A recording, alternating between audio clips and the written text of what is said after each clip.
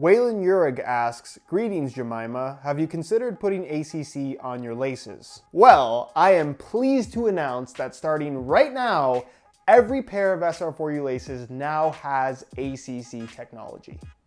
You just can't see it.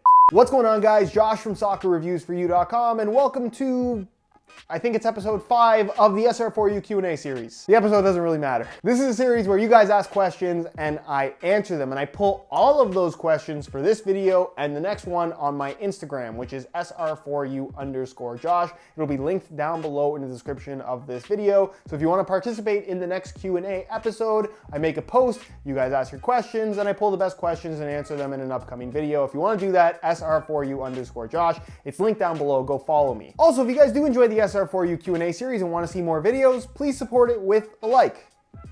Thank you. Let's get into the questions. I Am Tar asks, if Josh could make a perfect pair of football boots with components from different boots in Frankenstein fashion, what would the perfect boots be made of? Now, believe it or not, this is actually a question that I get asked quite a lot, and I do have an upcoming video planned where I'm gonna answer this question in great detail, where I combine like different elements from like 10 or 12 different boots, different brands, different technologies.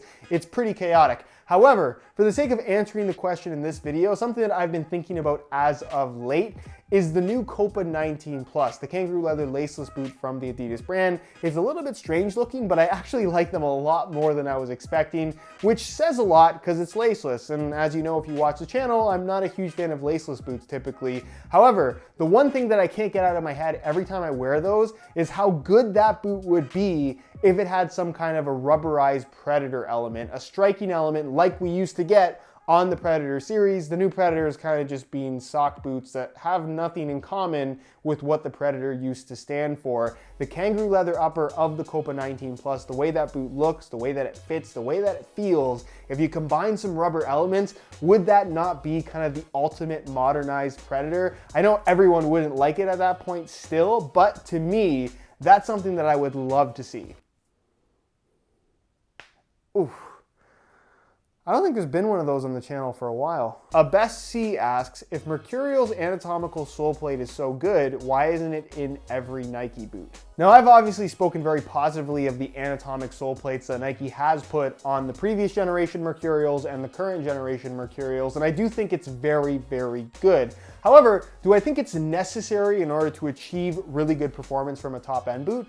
No. I think it works well on the Nike Mercurial based on the concept of that boot, something that wraps your foot as close as possible and gives you that very connected sensation. Having that anatomic sole plate definitely works well with that particular design. And you could put an anatomic sole plate on any of Nike's boots, and I still think that it would fit and feel really, really good. You could argue that it would be better, but is it really necessary? In my opinion, no. And I kind of like the fact that we do have variety within the sole plates and stud patterns from one line to the next within the Nike brand. If they did everything the same, it would kind of be what Adidas has turned into with their sole plates and stud patterns, where yes, technically we're seeing a little bit of diversity, more so than we have seen over the last 5 or 6 years as of late. But for the most part, whether you buy the X, the Nemesis, the Copa, or the Predator, the sole plates end up feeling very, very similar to each other. And I kind of like the fact that what Nike is doing right now just offers a little bit more variety. So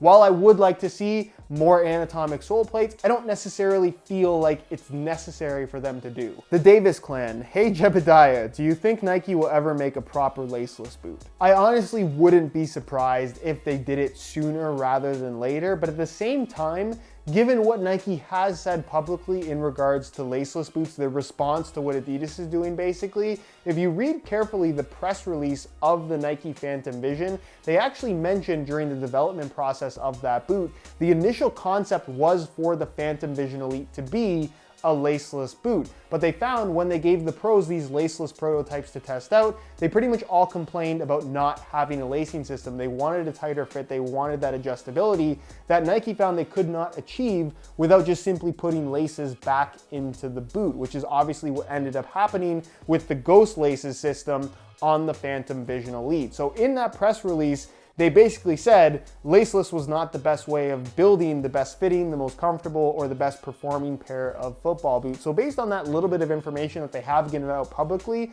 it kind of leads me to believe that they are not going to do the whole Laceless thing. And if they did, can you imagine the amount of people calling them out on copying Adidas, based on Adidas basically doing the Laceless thing for several years now and kind of establishing themselves as the leaders in that particular category. So I wouldn't put it past them, because obviously these two brands are competing with each other. But as of right now, I don't see it happening. Who texted me?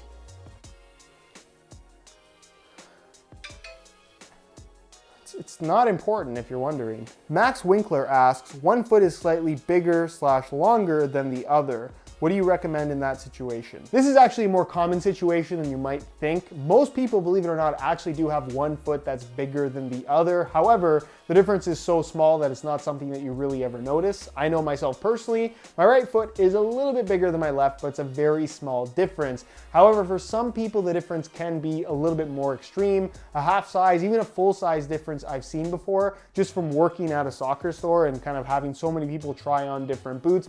It's not super common to have that extreme difference, but it definitely does happen. And there's really two ways to solve this situation. One, the easiest way and certainly the cheapest way is to just size the bigger foot. Obviously, you can fit the smaller foot in a bigger shoe, but you can't fit the bigger foot in a smaller shoe. So you have to size the bigger foot and make that comfortable. It kind of sucks because you're left with extra space with your smaller foot, but that's really the best way to go about doing it. The other way would basically be to buy two different pairs in two different sizes and then just break up the pairs, and you're left with two shoes that you basically can't use anymore. That's obviously going to be more expensive because you have to buy two pairs rather than one, but if you want the best possible fit on both feet, you're going to have two shoes in two different sizes, which means that you have to buy two pairs. Preanch9 asks, why to choose your laces over any other laces? I realize this is the second SR4U laces question in this video, and I swear I'm not trying to just plug SR4U laces every chance I get, but legitimately the two top comments on the Instagram post I made for this Q&A video were regarding SR4U laces, so I kind of feel the need to answer them. And this question in particular I think is important to answer because I've said this from the beginning. SR4U laces are not a performance product. Laces serve a purpose, and whether they're SR4U laces or any other brand, they're going to do the exact same thing. They're there to tighten the boots, you tie a knot, and you go about your day. That is the function of laces. I realize that there are other products out there that offer performance benefit to the laces, whether it's some kind of silicone or sticky, grippy texturing on them. And hey, if you believe that specific shoelaces are going to make you play better, go ahead and buy them. I'm not stopping you. But SR4U laces, I wanted this from the start to not necessarily be a performance product, but more so just a way of changing up the style of your boots in a relatively inexpensive way. And that's about it. Why SR4U laces over any other brand? I think that they happen to be the best quality as far as what I've seen out there. They're pretty much on par with the exact same quality as the laces that you get in your boots, if not better, depending on which boots that they are. Lots of different colors to choose from. It's an inexpensive way of changing up the style and supporting the channel if you happen to watch and maybe even like me for some reason. But SR4ULaces.com if you need some new laces. But that's really just it, guys. They're laces and not much else. Available at SR4ULaces.com, link in the description, free worldwide shipping on any order of $16.99 or more. Connor Ross 5 asks, I know you've put a lot of time into saying that new doesn't always mean better, but I found that breaking in new boots is becoming easier recently. Do you find this is the case? Thanks, Joey. I definitely don't think you're wrong, but I'm also hesitant to say that boots are more comfortable than they've ever been. I think what we need to take into account is that synthetics have progressed tremendously over the last several years. We don't really have these stiff, plasticky feeling boots anymore. Pretty much all the plastics are just TPU top layers, a protective layer on top of either a mesh base or a knitted base synthetic material. And either mesh or knitted uppers tend to be pretty soft. There's not a lot of added reinforcement, there's not a lot of added thickness. So if you're left with thin, soft materials, the break-in is obviously going to be a lot easier. And then I guess the 10% of leather boots out there, the ones that have stuck around, tend to be pretty good quality as well. So for the most part, everything that's out there is a lot more comfortable than maybe what we saw 10 years ago, where we did have these bulkier, thicker materials, thicker plastics that were just a lot stiffer out of the box. So I think that kind of explains the easier break-in process. but as a whole, I wouldn't necessarily say that boots are more comfortable than they've ever been. Kelvo13 asks, hey James, do you think the Mercurial line will ever be renamed or killed off? I would be very surprised if Nike ever killed off the Mercurial line, and I think changing the name counts as killing off the line, because if you say Nike Mercurial to just about anybody who has played this sport before, they're probably going to have an idea of what you're talking about in regards to at least the style of a Nike Mercurial football boot. It's been around for a very long time now. I would argue it has been and still is the most popular line of football boots in existence. And then you have to look at what Nike has done historically with very, very popular shoe lines. The Jordan series, if you will. Michael Jordan, widely regarded as the greatest basketball player of all time. He hasn't been playing basketball for quite some time now, but he still has Jordan models coming out all over the place. And if you have to look at what Nike is doing in the football world with Cristiano Ronaldo and the Mercurial line, this guy has had how many different signature colorways of the Nike Mercurial, plus they have guys like Neymar and all these big name players with so much social media presence and attention around them. It just wouldn't make a lot of sense to me, even once Cristiano Ronaldo has retired, that the Mercurial line wouldn't carry on, and we probably would even get Cristiano Ronaldo's signature models. They have some of the most popular, most famous people in the world wearing the Nike Mercurials. There's so much attention around it. People do not seem to be sick of the Nike Mercurial concept or name, so I don't see any reason why they would think that killing it off is a good idea. Melkerberg asks, what should you do to make your boots last longer? My Rebula has teared after 2 months of wear. First of all, can we just have a moment of silence for Melkerberg's Rebulas?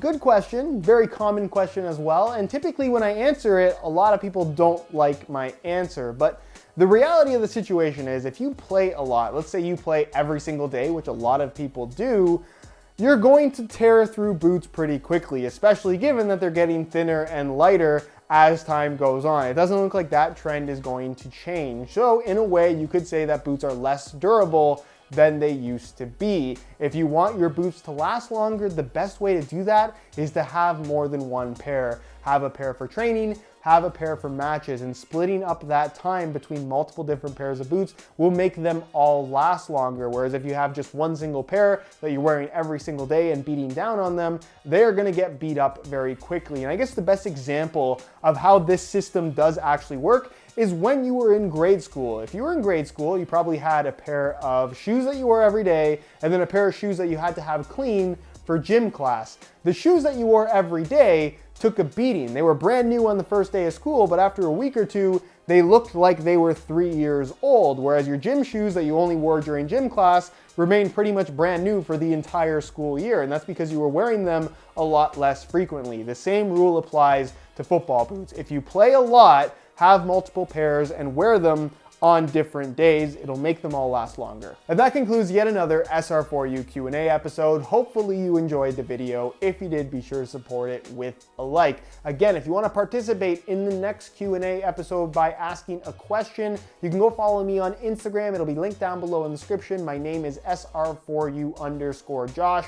And whenever I decide to make the next Q&A episode, a couple days before, I'll make a post asking you guys to ask me questions, and that is where you will ask them. Not a good explanation. If you don't want to miss out on the next episode, again, don't forget to hit that subscribe button along with the little bell notification. I post new videos every single day on all the latest and greatest soccer gear. If you have any questions, as always, leave them down below in the comments, and I'll do my best to get an answer out to you as soon as I possibly can. All my social media information, along with the Instagram page that you should follow, is linked down below. Go ahead and check that out. And other than that, guys, thank you so much for watching, and we'll see you in the next one.